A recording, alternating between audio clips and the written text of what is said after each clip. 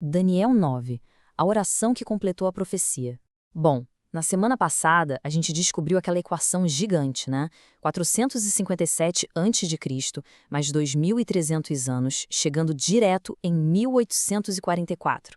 Mas fica aquela pergunta pairando no ar: de onde vem exatamente esse ano de 457? Acreditem se quiser, a resposta não começa com matemática, ela começa com uma oração. Vamos mergulhar nisso, porque a base dessa equação toda, o nosso grande ponto de partida para entender a purificação do santuário, é um verdadeiro mistério para muita gente.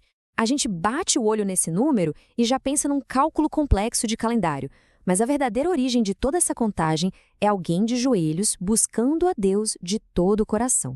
Vamos imaginar juntos a cena. O ano era 538 a.C. Ciro acaba de conquistar a Babilônia.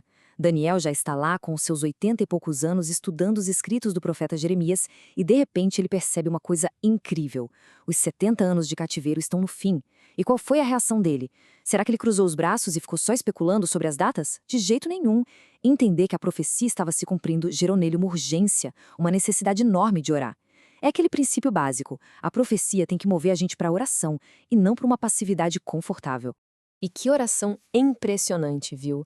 Lendo o capítulo 9 de Daniel, tem um detalhe que salta aos olhos. Daniel, que era um homem super íntegro, que serviu fielmente a vida toda, ele não aponta o dedo e diz: Senhor, eles pecaram. Ele diz: nós pecamos. Ele se coloca ali, lado a lado, assumindo a culpa do povo.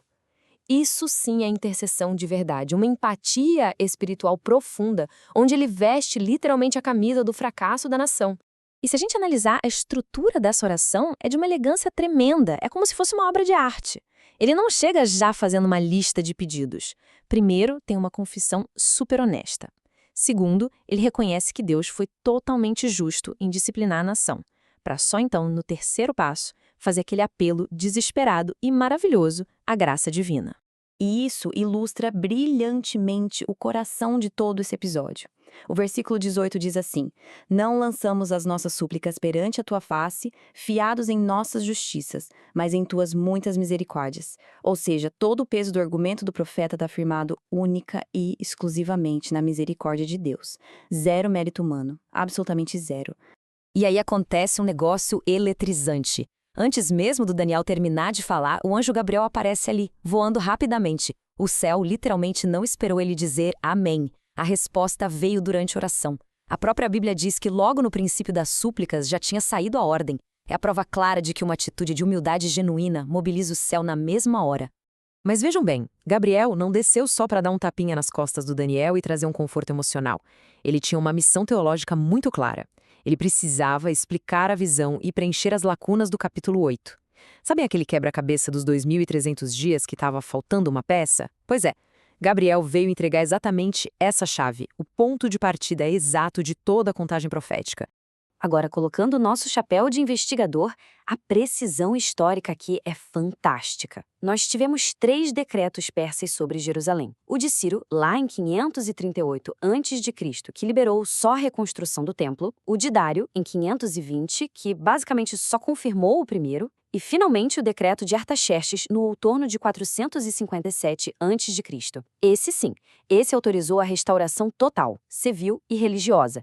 É o único que cumpre à risca a ordem de restaurar e edificar Jerusalém, sendo, portanto, a nossa data de início garantida.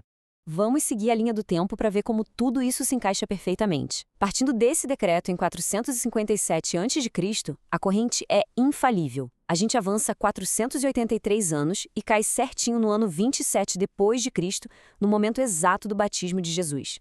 3 anos e meio depois, na primavera do ano 31, temos a crucificação. Mais um pouquinho, no ano 34, terminam as 70 semanas. A história comprova cada um desses marcos. Então, paremos para refletir. Se todos esses primeiros elos são incontestáveis, a nossa chegada final em 1844 é totalmente exata e segura.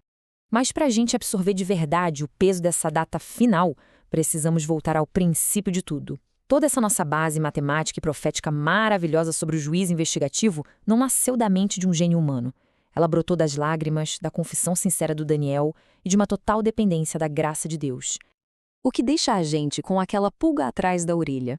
Quando estudamos as revelações mais profundas sobre o tempo do fim, como é que reagimos? Será que a profecia serve apenas para gerar debate matemático? Ou, no fundo, ela tem nos levado para os nossos joelhos? Fica essa reflexão para nós.